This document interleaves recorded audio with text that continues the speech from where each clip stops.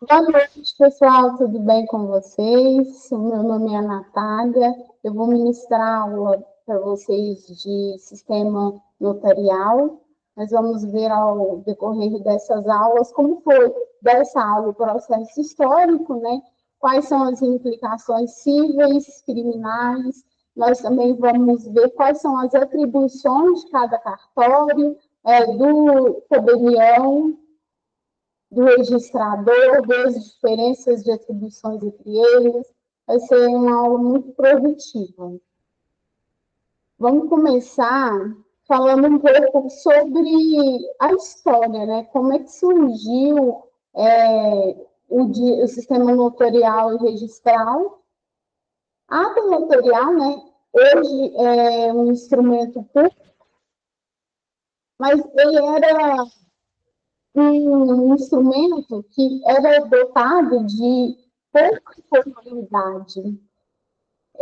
Não tinha, porque eram os senhores feudais, ou se não a própria monarquia, que pedia para alguém escrever. A ata notarial, antes de se chamar ata notarial, ela existia, onde serviçais redigiam tudo que o rei falava, ou então nas audiências públicas que aconteciam na monarquia, tinha sempre um escrevente. Vocês vão ver, não sei se vocês repararam em filmes, né, da antiga era da monarquia, sempre tinha aquela pessoa que estava lá digitando. Todos os impérios, você tinha aquela pessoa que digitava e redigia tudo o que acontecia. Ele estava fazendo um trabalho de, hoje nós conhecemos como ata notarial, mas não tinha esse nome. Então, desde lá já se tinha um registro de todos os tratados que eram feitos, de todas as decisões que eram tomadas no reino, né? Depois a gente foi progredindo no contexto histórico, e aí a gente tem os primeiros trabalhos do notoriado, mas eles não tinham uma formalidade pré-definida, não tinham fé pública, né, já que servia somente para colher os fatos e transcrever eles, que era escrito. Aí depois, posteriormente, o notariado foi influenciado pelos costumes do imperador Justiniano, onde ele representa, né, e se torna necessário uma prestação de serviço profissional, onde era necessário a forma de se exercer esse trabalho, você tinha que ter uma permissão, você já tinha uma cartilha de como aquele serviço deveria ser executado, com anotações prévias às vontades das partes, a redação, subscrição, o número de testemunhas presentes, né? Porque antigamente, não tão antigamente, todo ato público deveria ser feito perante duas testemunhas, pelo menos, né? A gente ainda usa isso em contratos. Se você, em algum momento da sua vida, já fez algum contrato extrajudicial, você deve ter visto que lá no final tem assim, duas testemunhas, né? Qualquer contrato que seja, contrato de aluguel, contrato de compra e venda, tudo que é feito extrajudicial não é feito através de uma escritura pública, ele normalmente tem duas testemunhas.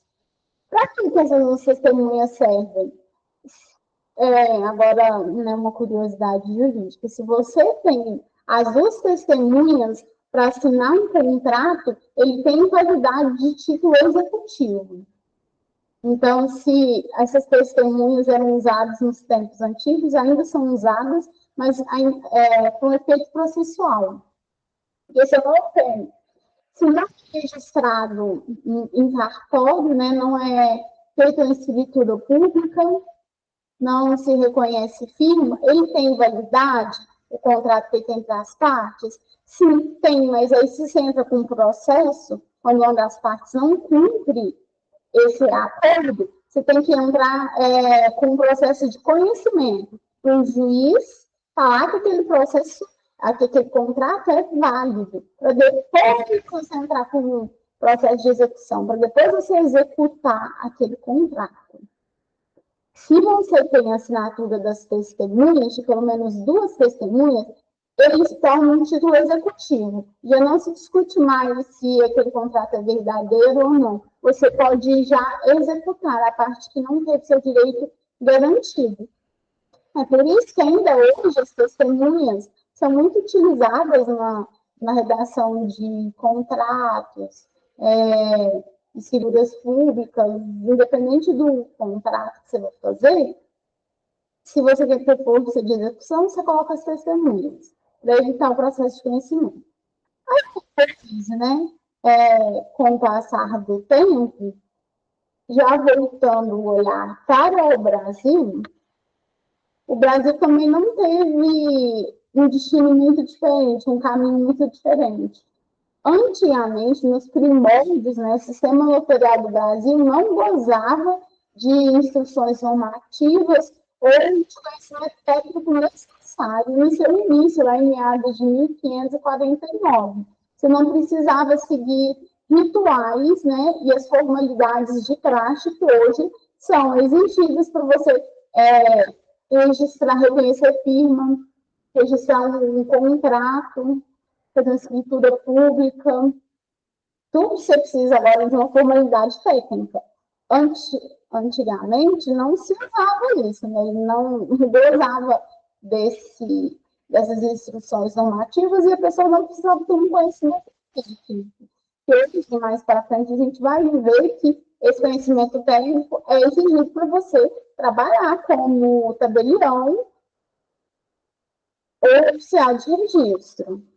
Aí, com a chegada do século XX, alguns estados, como Rio Grande do Sul, através de leis, passaram a exigir um conhecimento mais técnico e preciso dos tabeliões na lavratura das atas. Então, através das leis, alguns estados começaram a exigir que deveria ter normas, deveriam ser padronizados esses atos de lavraturas, esses atos, não poderia ser feito de qualquer jeito. Para vocês terem uma ideia, como era tão rudimentar, se pegava atas sobre qualquer assunto e fazia um controle, você copia e só mudava no nome. Então, assim, era bem rudimentar e nada técnico. E aí, com o passar do tempo, foram surgindo as leis, né, as determinações, algumas diretrizes, mas eram focos isolados, não era uma lei nacional, era uma lei estadual. Os estados implementavam, diante da necessidade, entendendo a necessidade de regulamentação. A primeira lei nacional, ela foi feita, né, em 1973, através da redação da Lei 5.869, onde disciplinava que as atas públicas tinham valor probatório e verídico dos atos praticados pelo notariado.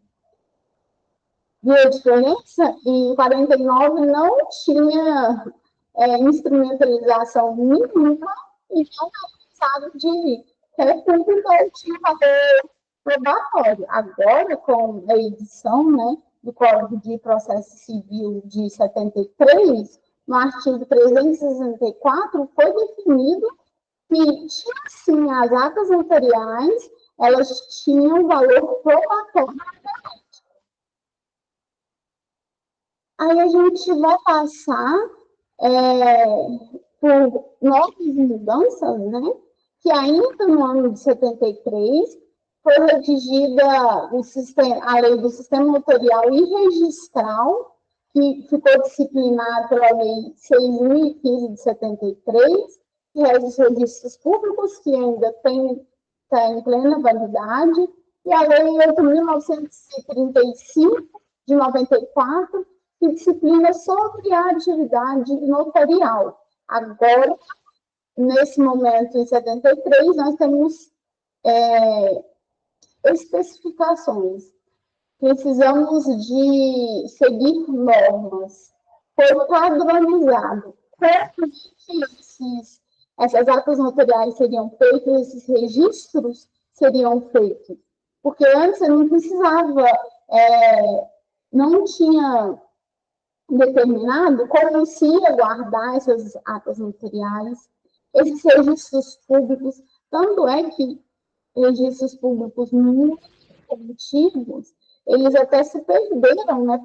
Porque os cartórios não tinham o que hoje se chama livro, né? Hoje, todos os documentos que a gente no cartório ficam em livros. Em livros caixa tanto lá que você vai ver na nossa certidão, se vocês já observaram, tiver curiosidade, pergunta de nascimento, tá lá. Esse de nascimento plano digital está no livro 64, na folha 235. Já perceberam? Então, qualquer certidão feita no cartório, independente do que seja, vai lá e olha. Tá lá, isso daqui, esse contrato de compra e venda, essa escritura pública de inventário, independente do que seja, envolver ato notarial, envolver o cartório, eles têm registrados em livros. Muito diferente. Antes não se existia, antes de ser disciplinado pelas leis, não se existia essa formalidade. Agora você já tem uma formalidade técnica.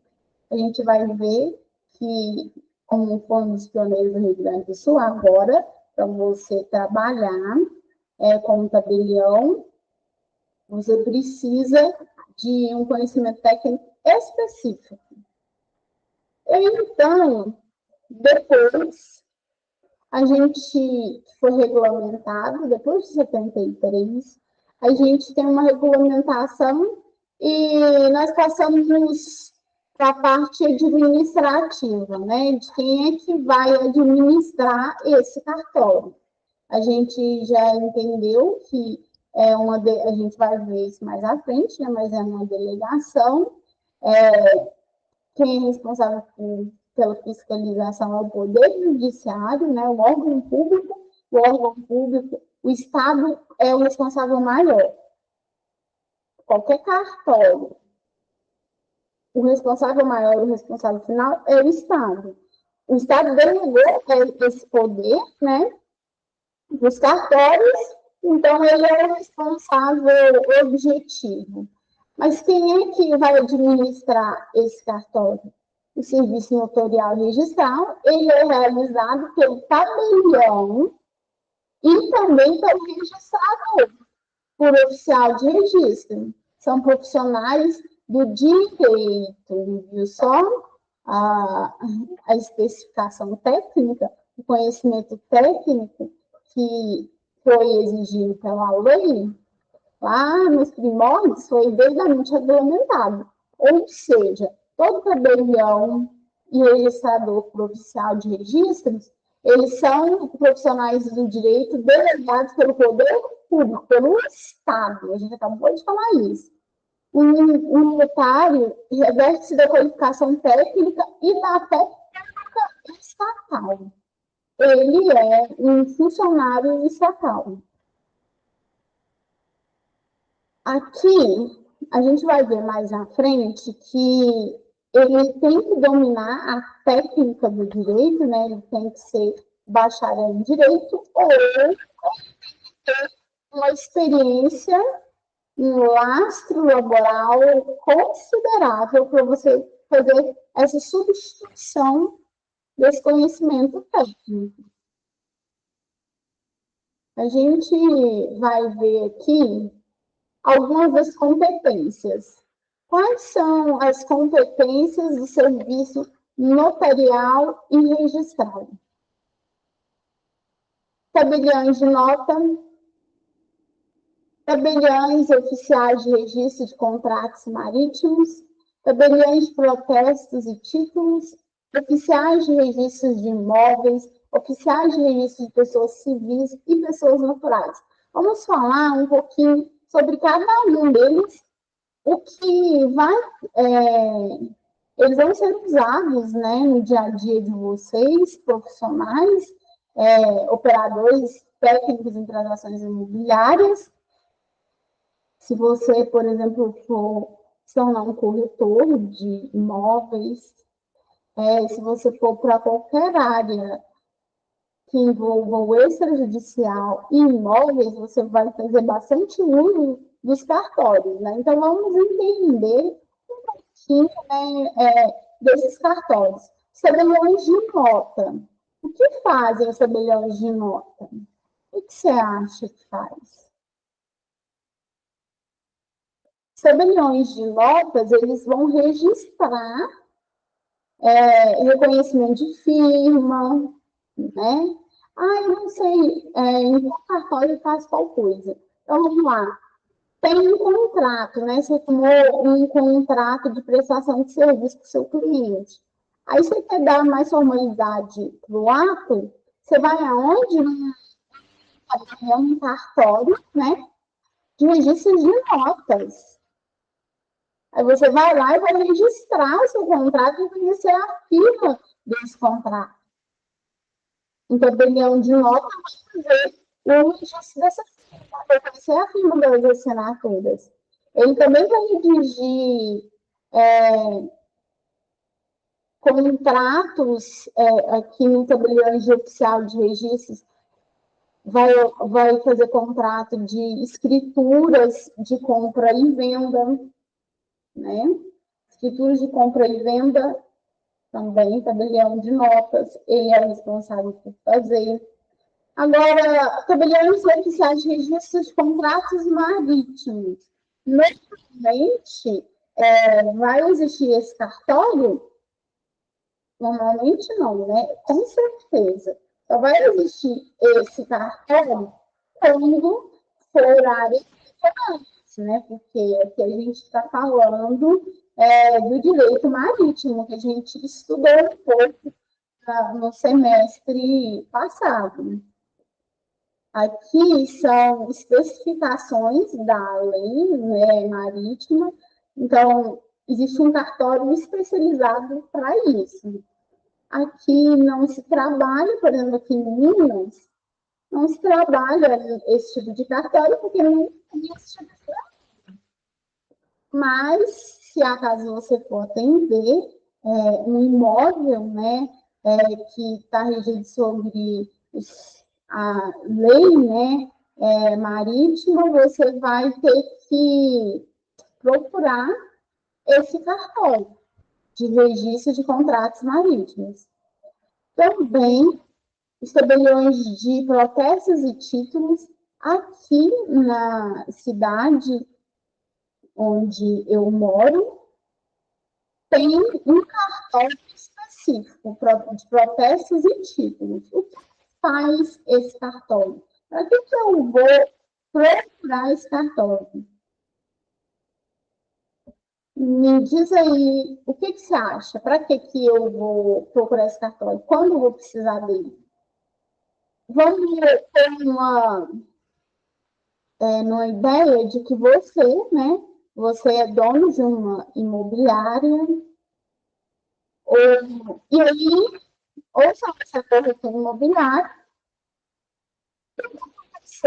a pessoa vai te dar um cheque, né? Falando, não, eu vou te pagar daqui 30 dias. Cheque é tipo de pagamento à vista? Sim, mas usualmente, né, pelos usos e costumes, você pode fazer um cheque pré-datado para ser cobrado data a ser definida entre as partes. Você é um excelente corretor, não deixou de vender porque a pessoa poderia te pagar com cheque bom para tal dia, né? Aí, nesse dia, você foi lá no banco, assim, processou, tinha fundo de cheque, então não tem como receber. Aí você vai falar, o que eu vou fazer com esse cheque? Ah, você pode ir protestar esse cheque. Você protesta esse cheque. Ou então, você é uma empresa, não sei se vocês já viram, acontece com algumas pessoas, quando você está devendo, se você tem um título livre certo de dívida, se a pessoa está te devendo uma nota promissória, você pode registrar, pode protestar o nome dela. Se você tem um contrato de prestação de serviço, por exemplo, uma telefonia, se você não paga a telefonia, ela pode incluir seu nome no SPC Serasa, porque ela é empresa, mas ela também pode protestar o seu nome. E aí, o que acontece quando o nome está protestado? Eu fiquei impedido de fazer alguns atos da vida civil, como financiar, todo mundo que procurar o seu nome lá vai estar lá, protesto, você não consegue linha de crédito, né? Você não consegue fazer uma transferência de bens, porque vai estar lá protestado. Então, assim, você fica impedido de fazer alguns atos da vida civil, como você é uma opção paralela a você colocar um nome em órgão de restrição do SPC Serasa. Outra coisa, oficial de registro de imóveis. Oficial de registro de imóveis sempre tem, né, na comarca, nas cidades, só as cidades são muito pequenas, que você pode, aí a jurisdição da comarca dessa cidade pode ser dada para a cidade circunvizinha, que aí você vai registrar o seu imóvel lá. Mas, dadas raríssimas exceções como essa, que lembra que para isso acontecer, tem que ser uma delegação do Estado, tá? Então, o órgão público, o chefe do cartório, ele não pode falar assim, não, eu sou daqui de Araxá, né? Meu cartório de imóveis está aqui em Araxá, sou cartorário, tenho um cartório de imóveis aqui em Araxá. Mas eu estou achando que Araxá não está suficiente, não estou ganhando dinheiro suficiente. Eu quero também registrar os imóveis de Ibirá. Quero também registrar os imóveis de Perdizes. Pegar de Perdizes, eu posso? O que vocês acham? Fala para mim, eu como proprietária de um cartório, sou cartorária, meu cartório fica em Araxá, Minas Gerais, mas eu quero atender uma cidade vizinha em Perdizes, Minas Gerais. Posso? Sim ou não? Não, muito bem. Você não pode. O cartorário, mas o único registro de cartorário que não pode ser feito em outro lugar diverso da cidade onde o ato está acontecendo, no caso de registro de imóveis.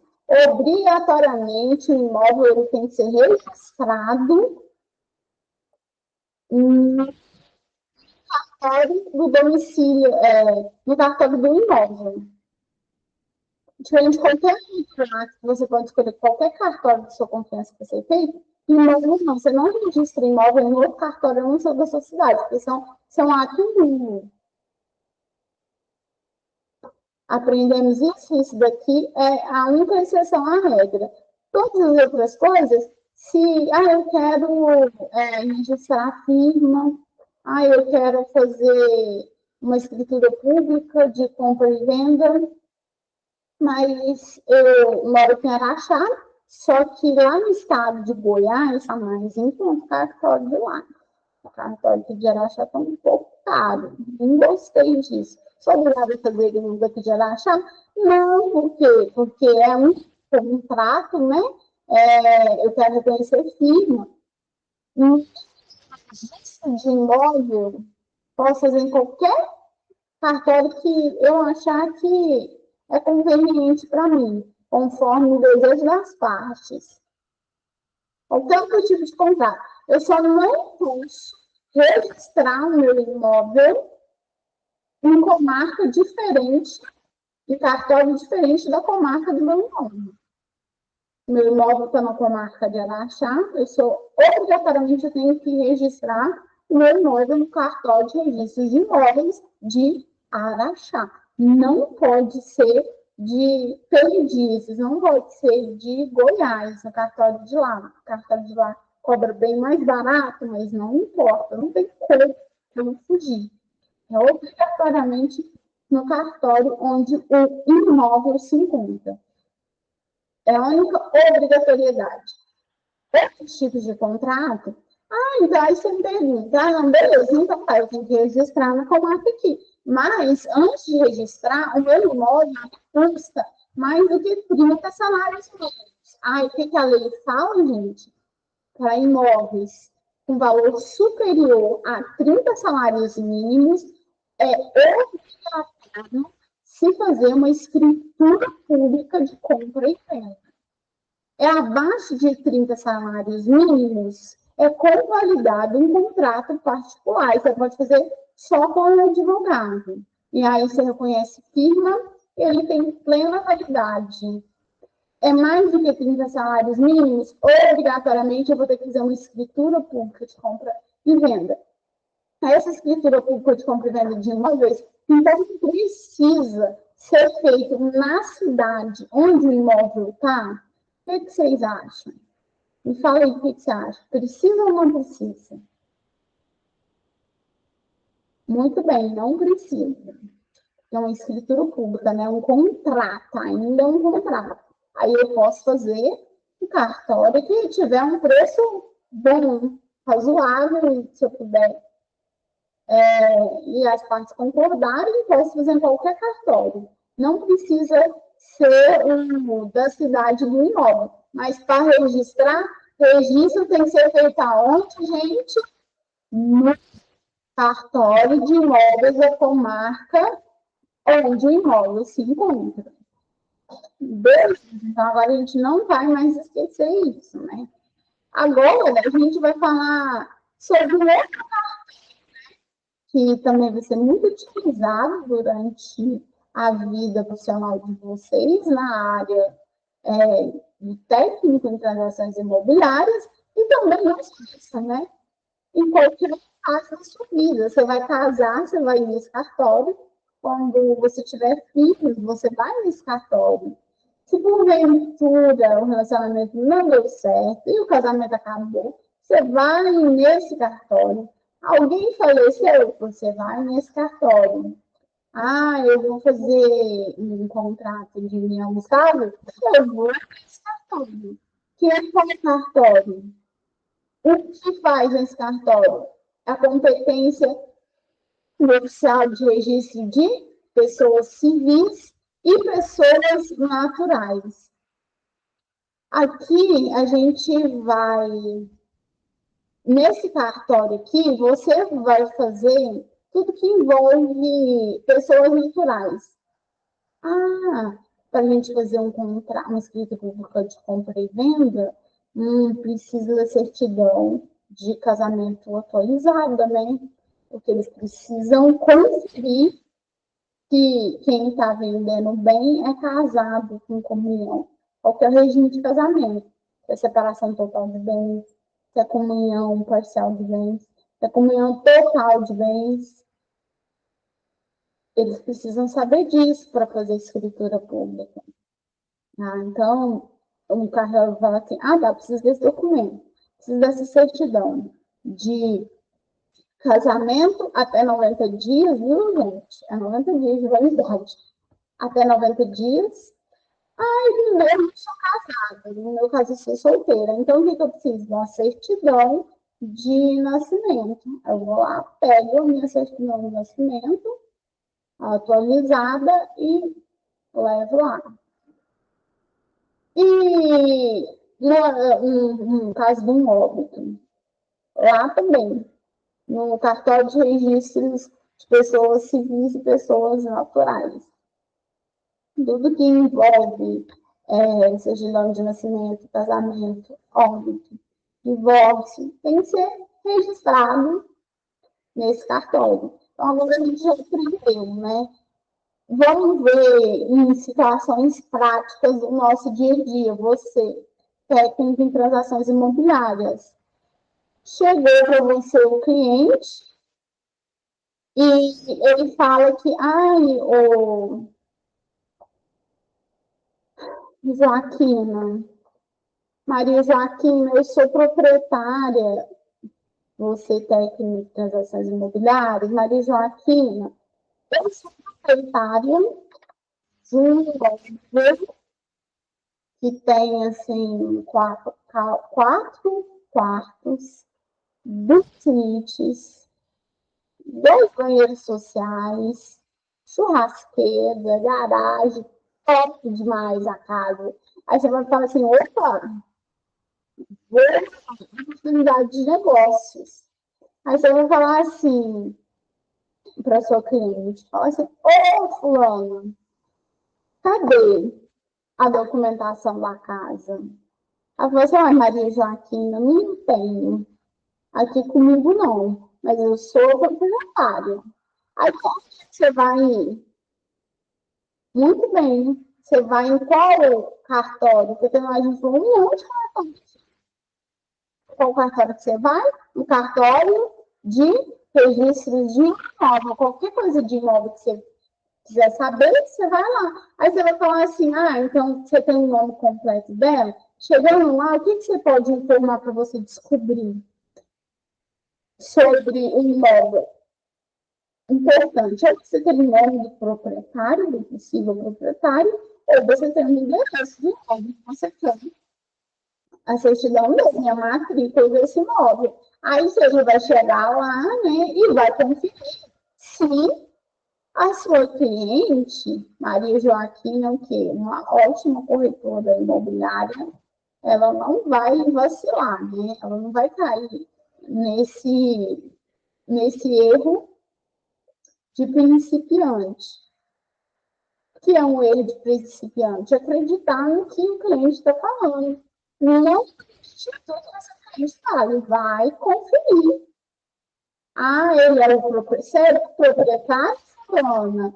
Tudo bem, vou lá, né? Vou ir no cartório e conferir se você é realmente a proprietária. Vou dar o nome do imóvel, o endereço do imóvel, o nome dela, eles vão emitir uma certidão para mim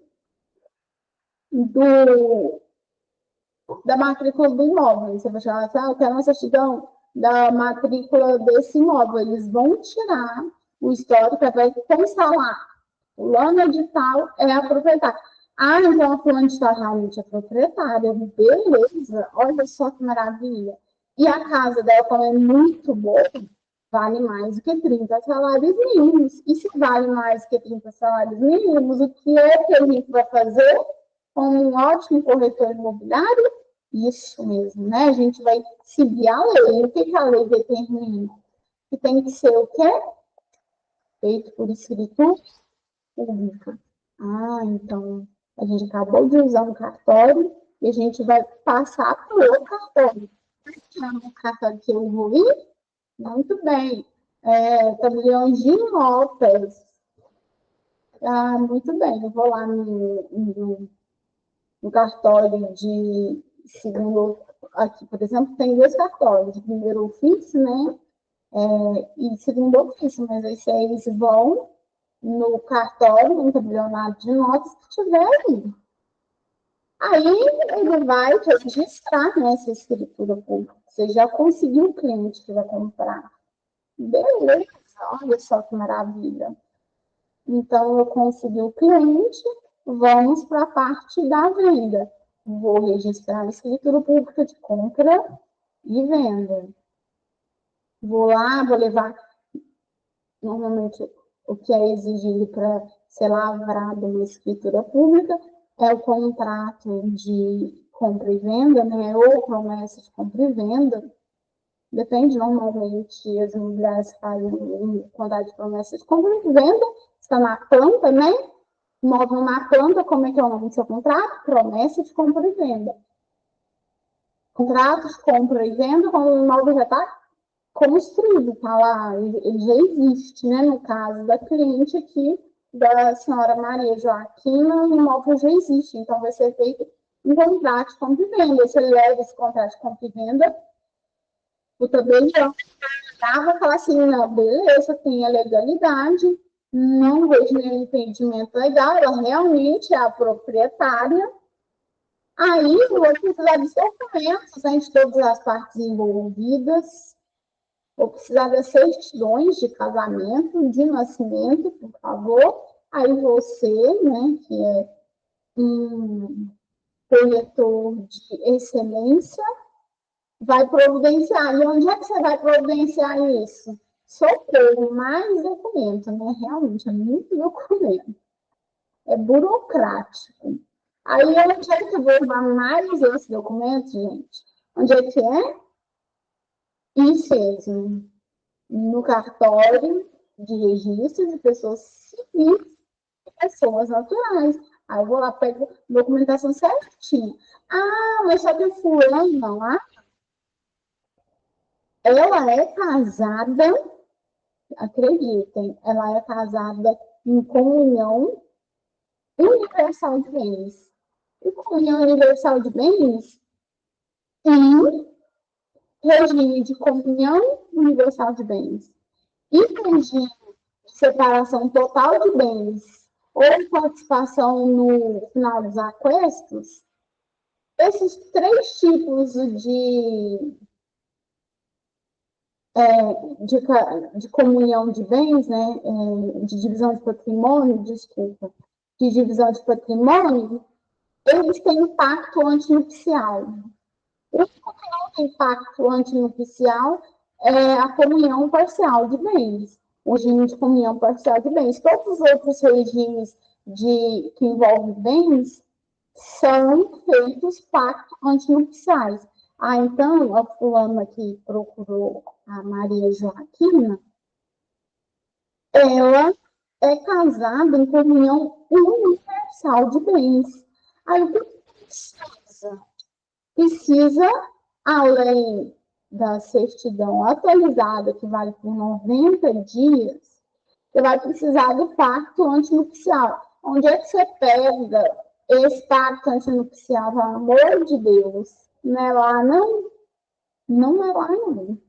Você vai pegar esse documento, sabe aonde? Um cartório de notas. Isso mesmo. Tabelião de notas, um cartório de notas, ele é responsável por lavrar certidão de pacto de antinupcial, separação de bens, regime de separação de bens. Regime de separação de bens é feito através de uma escritura, um documento. Então, aí você vai lá, tá lá no cartório de nota de segundo ofício, vai estar lá escrito na certidão de casamento da fulana. Aí vocês vão lá no cartório, né, onde foi feita essa escritura pública, com regime de bens que o casal ia adotar, pega esse documento também. Agora tá tudo certo, né?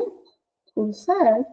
Já peguei documentação da casa, já conferi a documentação pessoal das partes, já fui no cartório que é responsável por pessoas naturais e peguei as certidões, fui lá no cartório de pessoas naturais e civis, vi lá, não tem impacto antinupcial, não. Não tem impacto antinupcial, é a comunhão parcial de bens, beleza, não precisa de ir no cartão de notas.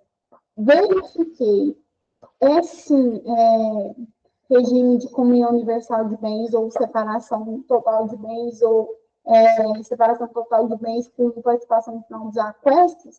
O que eu vou fazer? Vou voltar lá no tribunal de notas e pegar esse pacto antinupcial.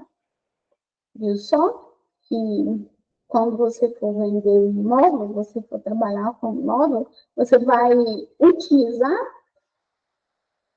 vários cartórios. Vamos falar, né? A gente não quer que isso aconteça, mas que acontece, né? Aí a sua cliente, ela é um pouco caloteira, mas você o quê? Prevenido. Você registra seus contratos. Aí você vai fazer o quê? Ela não te pagou. Muito bem, você vai lá no cartório tabelião de protestos e título de protesto no nome dela.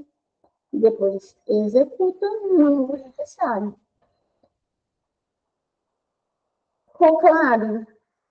A competência e os serviços notariais e como vocês podem utilizar e gozar desses serviços, a gente pôs uma situação prática no dia a dia de imóveis. Então, você que vai trabalhar na compra e venda de imóveis, você vai se preparar e precisar usar esses cartórios e esses serviços que a gente acabou de ver. A não ser, né, também, eu não falei, né, do cartório de registro de contratos marítimos, mas coloca para isso, né? Se você for ver uma casa à beira-mar no Rio de Janeiro, você vai procurar esse cartório. Passamos, então, para o outro tópico. Outro tópico, a gente vai falar um pouco sobre a substituição do tabelião e oficial de registros. O tabelião oficial de registro está doente. Ela não vai poder trabalhar agora, sai de licença maternidade, aconteceu um acidente, nos próximos 4 meses ela está impossibilitada de voltar ao trabalho. Como é que é feita essa substituição? Já que, para você ser nomeada, é feito um concurso público, é feito uma nomeação. Como é que é feito? Essa substituição, ela só pode ser feita de maneira temporária, né? Então, a gente citou algumas situações eventuais que podem acontecer. Teve essa intercorrência, não vão poder comparecer durante um período de tempo. Então, eu que sou o tabelião nomeado, vou indicar um substituto. Não é alguém do cartório que vai escolher para mim. Eu vou nomear ele. O titular da função, ele nomeia o substituto. Uma vez que existe a possibilidade de subdelegação. Vocês até me desculpa o erro de português, mas na frente da digitação. Mas eu vou corrigir. Aí, também, né, o proposto poderá realizar todas as atividades, porque o tabelião e o oficial de registros deve conceder esse poder para ele, né? Mas esse substituto tem limitações? Tem. Diferente do oficial de registro e do tabelião, ele não pode praticar, ele não pode lavrar testamento, porque é uma atribuição específica do tabelião de notas. Ele pode fazer tudo que o tabelião titular faz, quase tudo. Ele não pode lavrar testamento, porque é uma atribuição exclusiva do titular, o substituto não pode lavrar testamento. Quem quiser fazer um testamento vai ter que esperar o titular voltar para o cartório. Agora, a gente vai falar um pouquinho sobre as qualificações, né, necessárias para você ser nomeado um tabelião ou oficial de registros. A escolha é feita através do concurso público, eu até falei isso no começo da aula, né? É feita através de um concurso público. Você, obrigatoriamente, ou precisa ser bacharel em direito, ter feito a faculdade de direito, não precisa ser advogado, aliás, você nem pode ser advogado, a gente vai ver nos entendimentos, né? Você tem que ser bacharel em direito, ou você tem que possuir 10 anos de atividade, seja em serviço notarial ou de registros, não necessariamente ambos, não precisa ser os dois simultaneamente. Isso vale para substituição do título de bacharel em direito. Então quer dizer que eu trabalhar 9 anos, 8 meses, quando no cartório. Mas aí, quando for fazer no ato da inscrição, eu ainda não tinha completado os 10. 9 anos e 8 meses. Posso? Não. Você não tem 10 anos, né? Mas eu tenho 10 anos, um dia de serviço no cartório. Posso? Pode. Aí você não precisa ser bacharel em direito. O tempo de experiência no serviço notarial ou de registro substitui o título de bacharel em direito. Essas são as qualificações necessárias para você ser nomeado. Aí você vai passar por todo o crivo de um processo de um concurso público, que eles são Forosos e fazem, gente, desculpa, a câmera saiu aqui, eu vou logar ela novamente. Aí você vai ver que. Apareceu.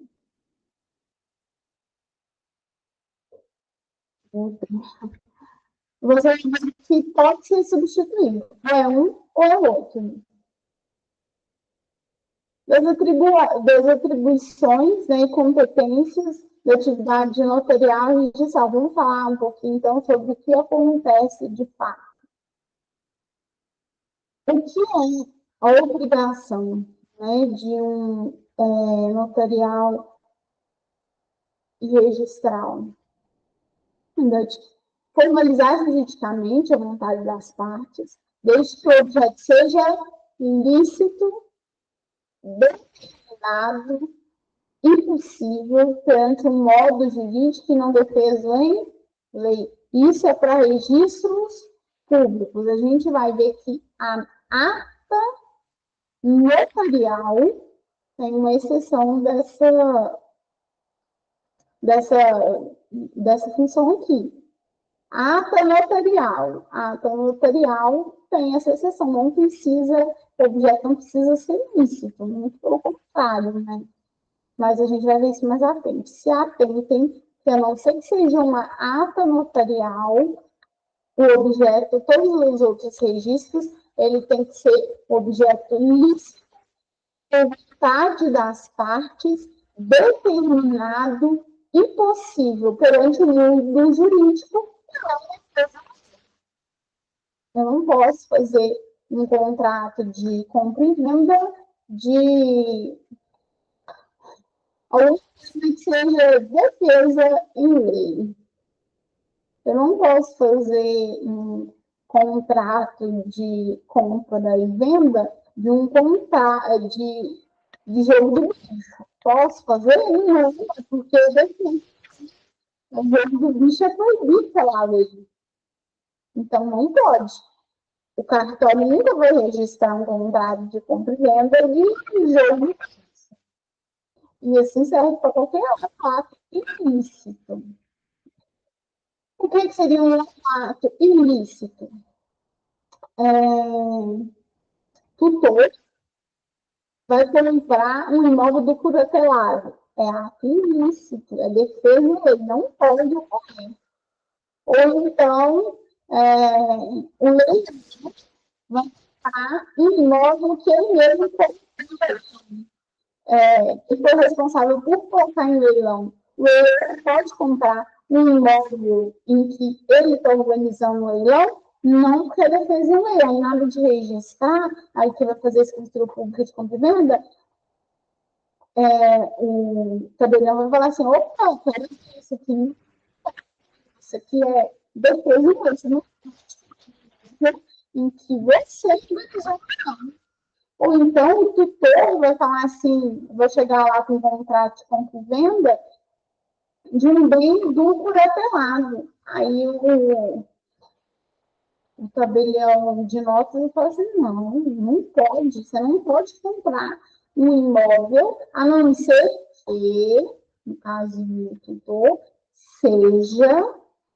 você tenha um aval do juiz, você tem que pedir uma autorização jurídica para você fazer isso. Não tem uma decisão do juiz, não pode, pela agrado de uma escritura pública de compra e venda. Então, esse seria um exemplo de um negócio jurídico que é defeso por lei, que é proibido pela lei. Outra atribuição, né? Os sujeitos envolvidos, eles têm que ser capazes. O que é um sujeito capaz? Parece até modo de falar, né? Um linguajar coloquial, mas não, isso é jurídico. O que é uma pessoa capaz? Capaz você tem que ter mais de 18 anos ou 16, se você for emancipado. A partir de 16 anos, você pode assinar um contrato de compra e venda, desde que você seja emancipado ou sob a supervisão dos responsáveis legais.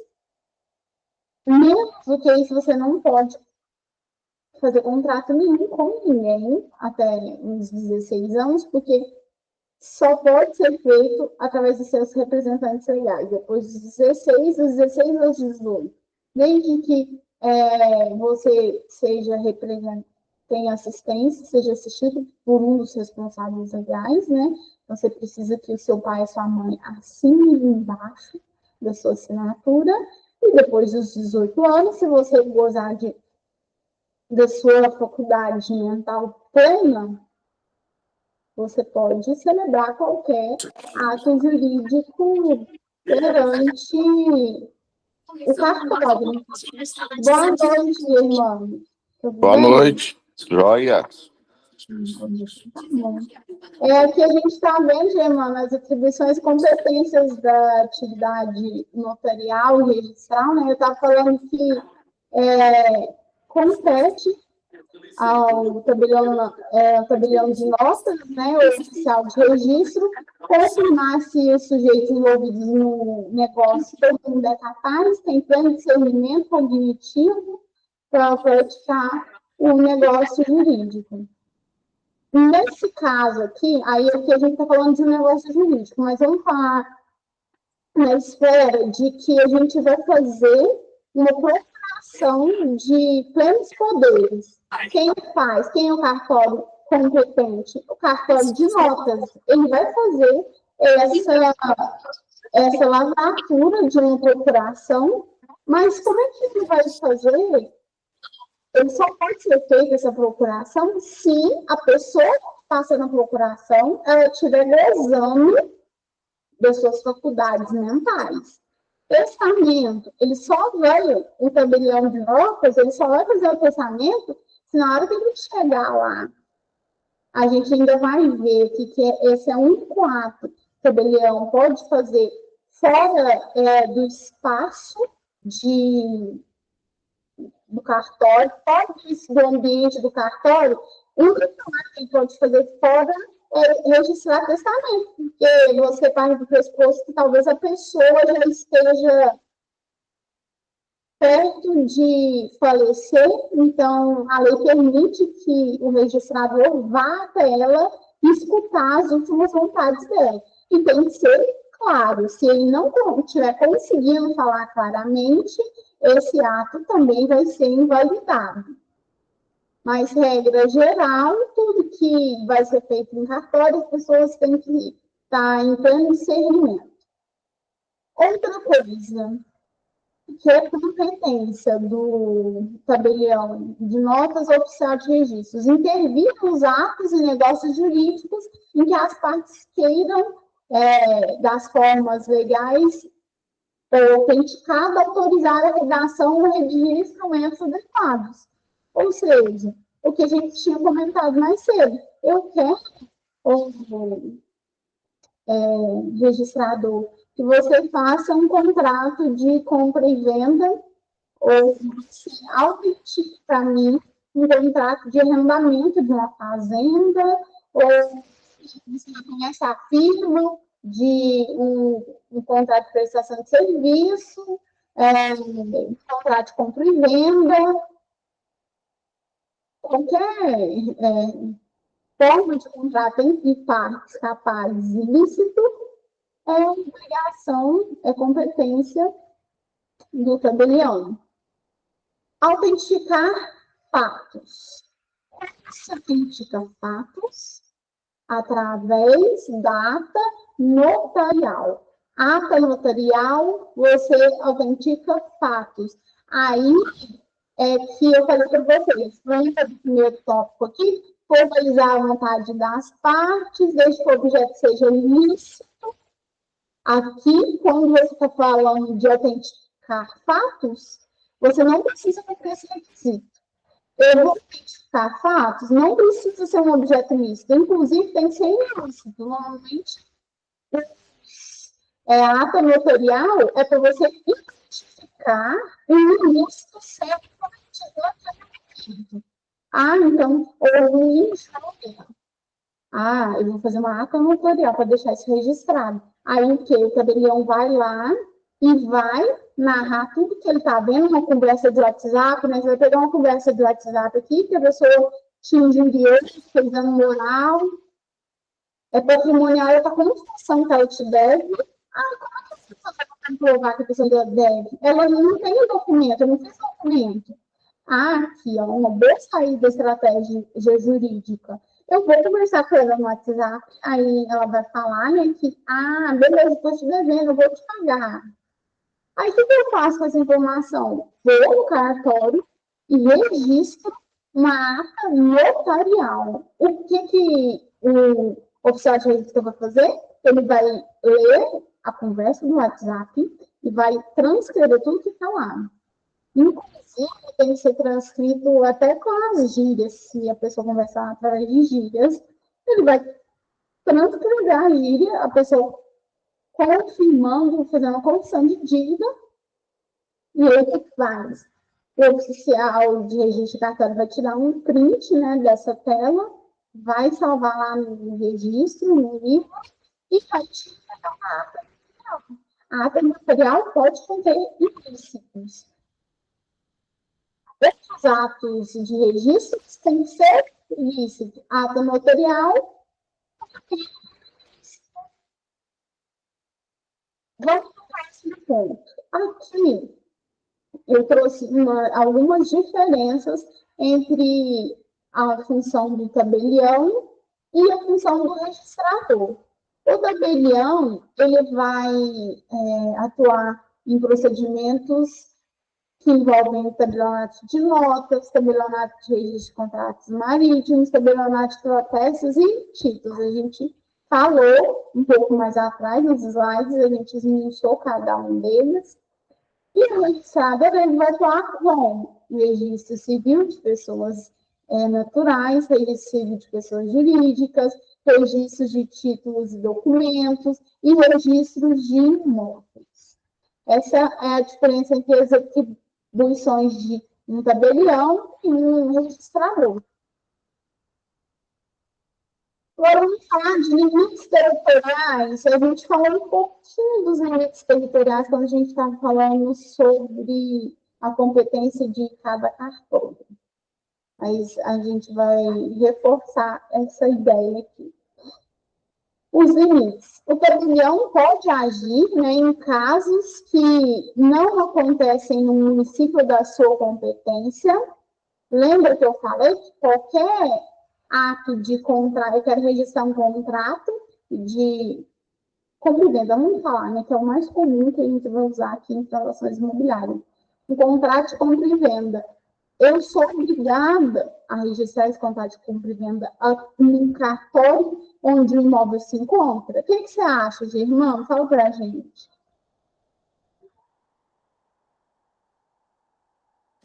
Uai, eu tô meio perdido ainda, Natália. Não precisa, viu, Chegou? Na hora que se você for vender um imóvel, aí lá no cartório de Goiás, para você fazer uma escritura de compra e venda, eles cobram R$ 1.000 e na cidade do imóvel cobra R$ 3.000. Você não precisa fazer obrigatoriamente onde o imóvel está. De novo, o contrato de compra. Porque assim, a lei fala que imóveis com mais de 30 salários mínimos é obrigatório fazer uma escritura pública de compra e venda. Essa escritura pública de compra e venda, você pode fazer em qualquer cartório que você tiver condição de pagar. No Brasil, ou então eu quero reconhecer firma. Só que a firma onde eu moro é X valor, e lá em Goiás, eu posso fazer lá? Posso fazer lá. Aqui está aqui, ó.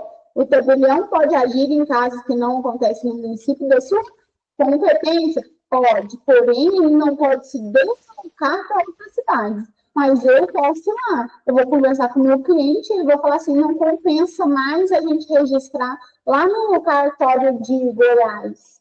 A gente está aqui em Minas, mas lá em Goiás está mais barato. Pode ter alguma coisa de legal nisso?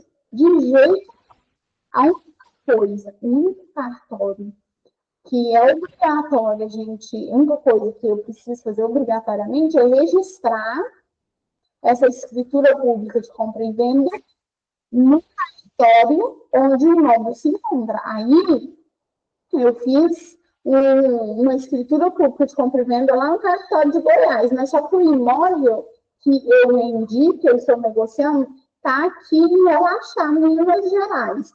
Posso registrar lá no cartório de imóveis de Goiás? Não. Obrigatoriamente, eu tenho que registrar essa escritura pública de compra e venda no cartório de imóveis de Araxá. Qualquer outro tipo, né, de competência, outro ato, você pode praticar no cartório que você quiser. E muitas empresas grandes, né, que tem um fluxo muito grande, precisa registrar documento diariamente, um volume muito grande, você precisa registrar documentos, contratos. O que eles fazem, essas grandes empresas? Elas se limitam ao território delas? Não, elas negociam com o tabelião.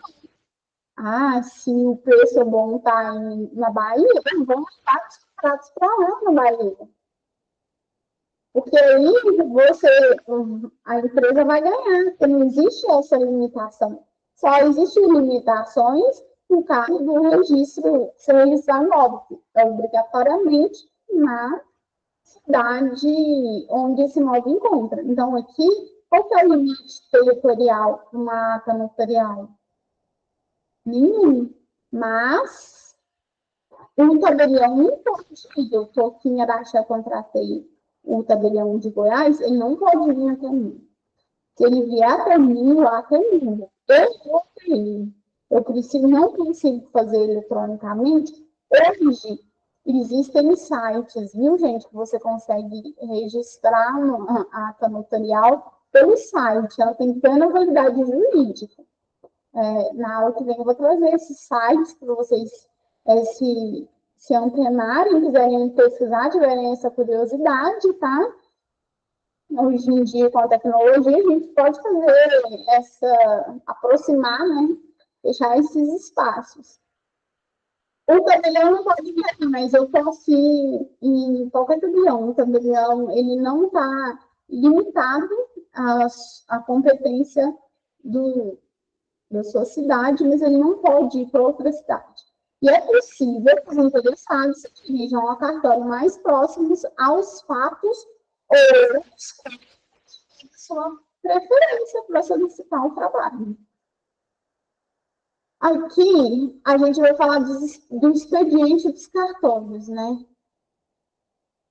Os serviços, eles são prestados em dias e horários estabelecidos pelo juízo competente. Então, quem é que escolhe qual é o horário que o cartório vai funcionar? Muito bem, é o juízo.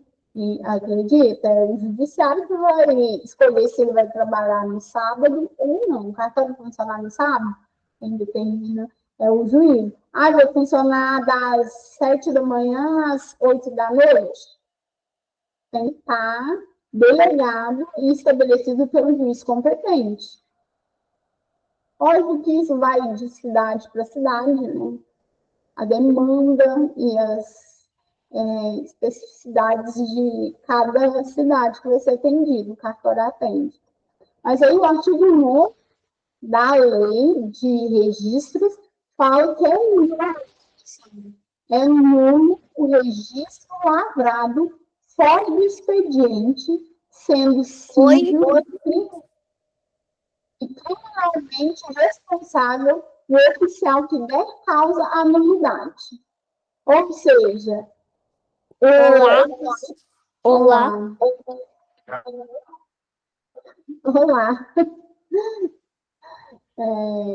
Aqui a gente vai ver que, como foi falado da competência, da limitação de competência, você também tem uma limitação.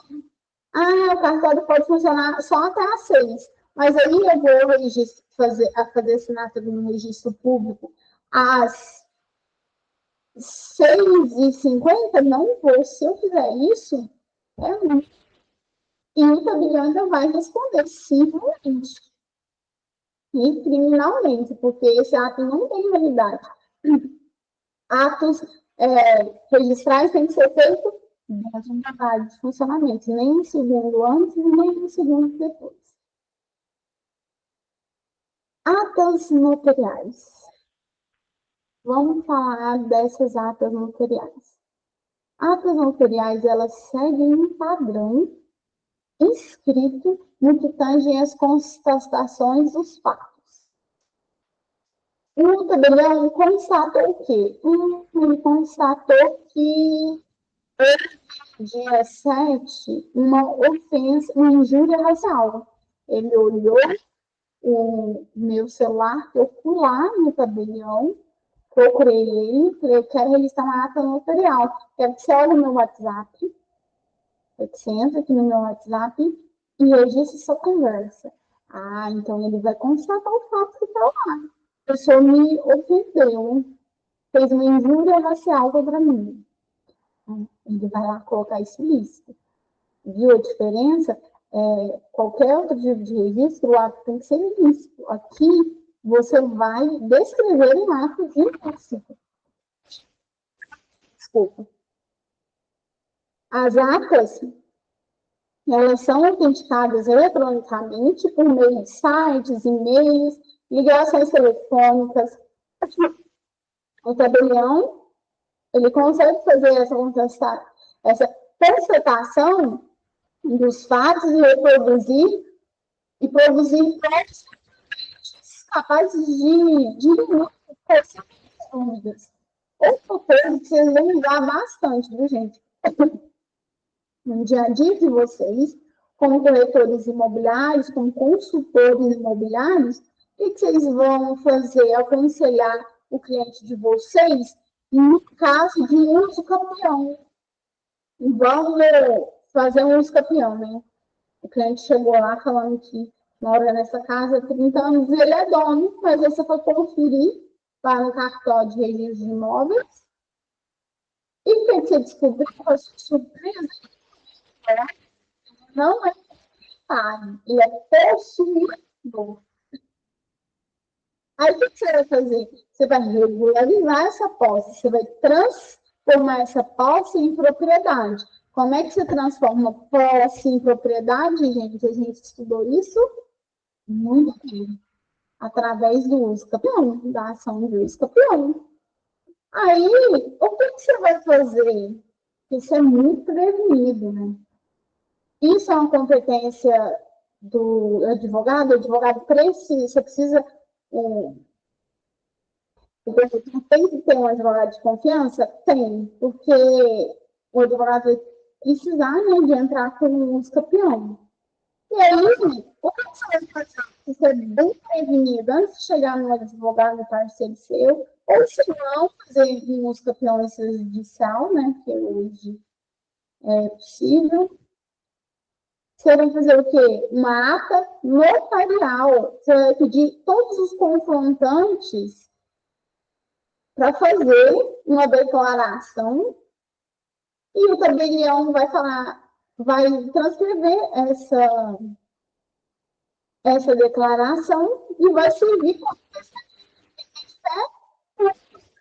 a minha vizinha da direita, ela vai chegar lá, o tabelião vai falar assim, olha, tabelião, eu sei que essa minha vizinha aqui, a fulaninha, mora aqui tem 30 anos já, todo dia eu vejo ela na casa, ela cuida da casa, ela é dona da casa, ela mora aqui tem 30 anos, desde que eu mudei para cá, ela já estava aqui. Aí, o que vai ser feito? Uma ata notarial, o tabelião vai registrar assim, a Maria relatou que a fulaninha mora aqui na casa ao lado, ela é comprovante dela, há 30 anos, desde que ela se mudou, no ano de 1994, ela já era moradora dessa casa. Ela conhece a fulaninha como sendo proprietária. Uma ata notarial. E lembra que a ata notarial tem fé pública. E só você já está sendo um profissional que passa muito à frente dos outros. Porque o que eles iam fazer? Instruir um processo a esperar meses e meses e meses a fim para você ser intimado a ouvir a testemunha. A testemunha ser ouvida, mas você não esperou, porque você é eficiente, você fez coragem e registrou a ata notarial. Tem fé pública, você juntou e anexou no processo esse depoimento. Se usa, outro caso envolvendo o imóvel, né? Vamos dar um exemplo. No caso de uma invasão, você quer fazer uma reintegração de posse. Você, de imediato, vai no cartório e pede para ele estar na ata notarial do vizinho. O vizinho ficou sabendo, ele viu a invasão, ele fala assim, não, fulano de tal, o que é proprietário? Ele mora aqui, tal hora, eu vi, eles invadiram, cortaram a cerca e invadiram a fazenda do veterano lá. E o que vai ser feito? Uma ata notarial. Recebe ou qualquer outra coisa que você precisar para registrar um ilícito. Um ilícito, esse registro ele pode ser feito através de uma ata notarial. Essas atas notariais podem ser autenticadas eletronicamente, né? A ata notarial. Qual é a diferença de uma escritura pública e uma ata notarial?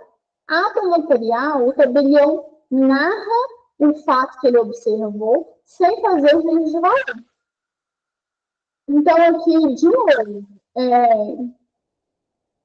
eu falei, né, para a vizinha lá registrar a ata notarial. E aí a vizinha usa muita gíria, a vizinha não fala, não sabe se expressar muito bem. Ele vai fazer juízo de valor, o tabelião. O vizinho usa muita gíria. Ele vai fazer juízo de valor, ele vai ficar corrigindo o que ele quis dizer? Não, coloca lá do jeito que está. Ele fala, gíria, coloca, transcreve a gíria. Aí depois, no tempo devido, é interpretado o que essa gíria significa. Ou então, se é uma conversa internacional, não é de língua estrangeira, né, é língua estrangeira, o tabelião, se ele tiver habilidade técnica, ele não vai traduzir, ele vai escrever se em inglês a ata notarial, ele vai redigir a ata notarial em inglês.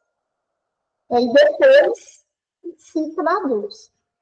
A ata notarial, fato que observou, não que interpretou. Tabelião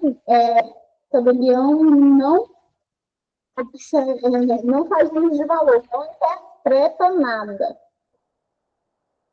Ata notarial com interpretação de tabelião registrador é nula, viu, gente? Então, ele vai narrar o fato que observou, sem fazer juízo de valor. O objeto é pré-construir uma prova de fatos. O objetivo é esse, narrar fatos. Pode ser usado para provar a existência de um fato, como a comprovação de vida, descreve fatos que contenham um ilícito, diferente da escritura pública. A escritura pública, o quê? O tabelião formaliza e constitui um negócio jurídico como um contrato de compra e venda. É necessário que as partes manifestem a sua vontade na ata notarial. Não preciso avisar a pessoa que me deve que eu estou fazendo. Ô, fulano, eu vou fazer uma ata notarial. A ata notarial, não, você não precisa que a outra parte concorde. Só precisa de uma das partes, mas na escritura pública precisa de todos os lados manifestando vontade positiva. A escritura pública é um ato jurídico que pode ser bilateral e verifica, na escritura pública, se verifica se o objeto é lícito. Não é lícito, não pode ser feita na escritura pública. Das incompatibilidades e impedimentos. Não pode o tabelião lavrar ato faltando-se opiniões pessoais ou de terceiros. A gente já falou isso. Não pode o tabelião exercer acumulação de cargos como advogado ou de qualquer outro cargo ou emprego ou função pública, ainda que em condição. O tabelião ele pode ser o quê? Ele pode ser professor. Ele pode ter um outro cargo de professor. Isso aí é liberado, mas o tabelião está impedido de lavrar a ata notarial que se respeita a seus interesses pessoais, ou de cônjuges ou parentes em linha reta e colateral, consanguíneo e afins até o 3º grau. Não posso registrar a ata notarial da minha esposa, da minha mãe, do meu avô, do meu primo, não pode. Tem que ser outro registrador competente. Até o 3º grau. Da responsabilidade, né? Da responsabilidade civil dos notários e registradores. A responsabilidade objetiva, desde que, independente de culpa, ela é objetiva porque independente de culpa. Se registrou errado, não é importante se você tinha a intenção ou não. Você vai responder.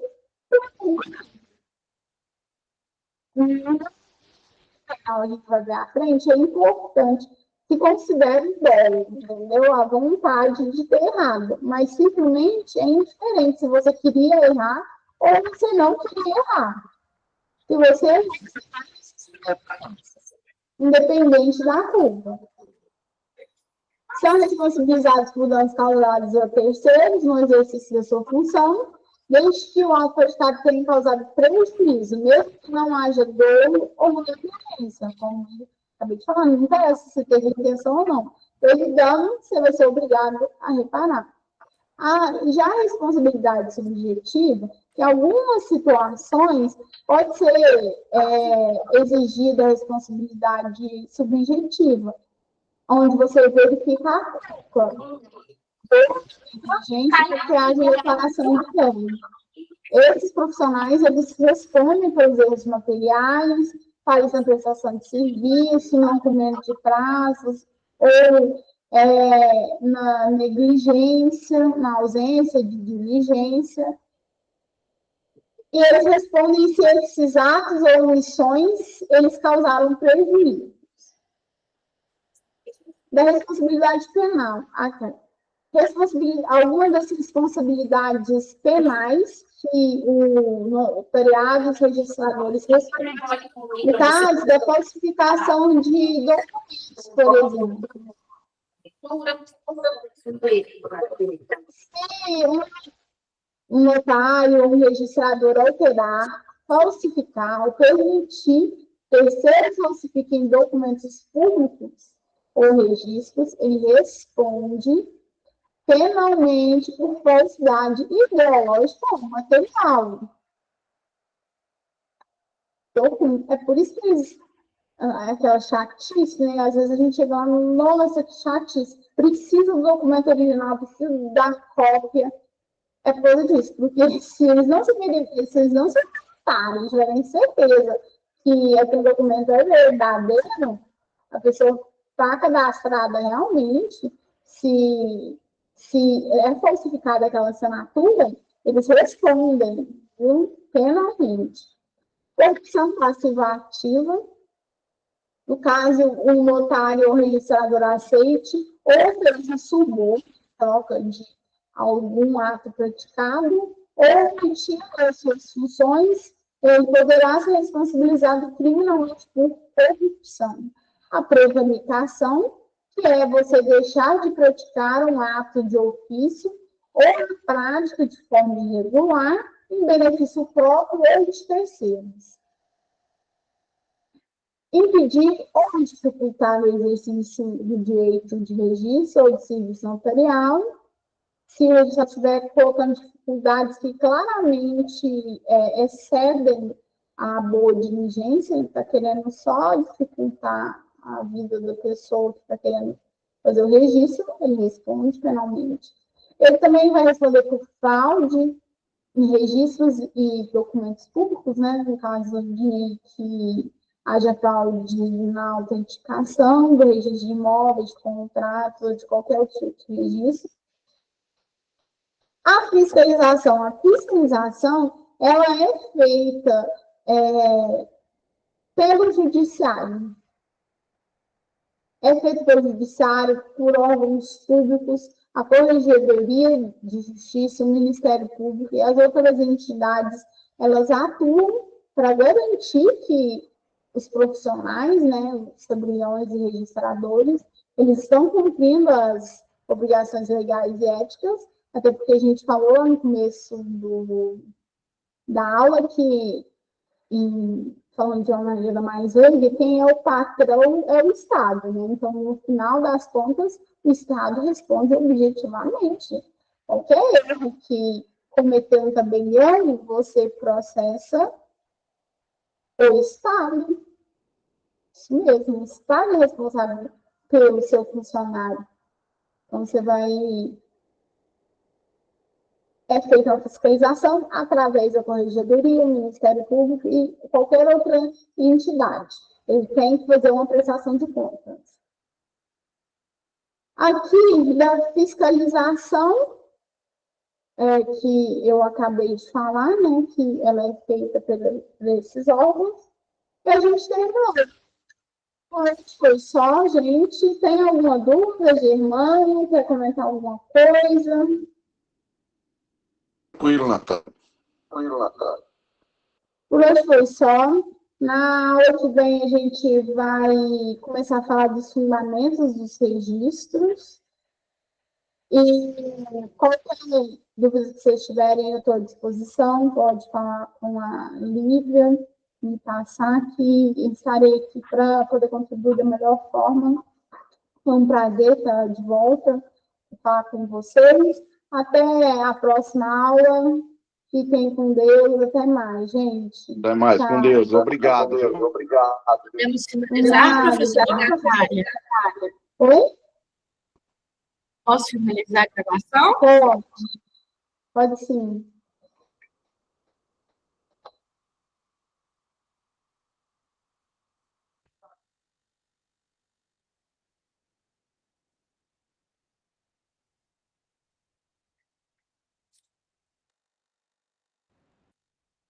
Ótima noite para vocês, então fiquem com Deus. Boa noite. Com Deus também.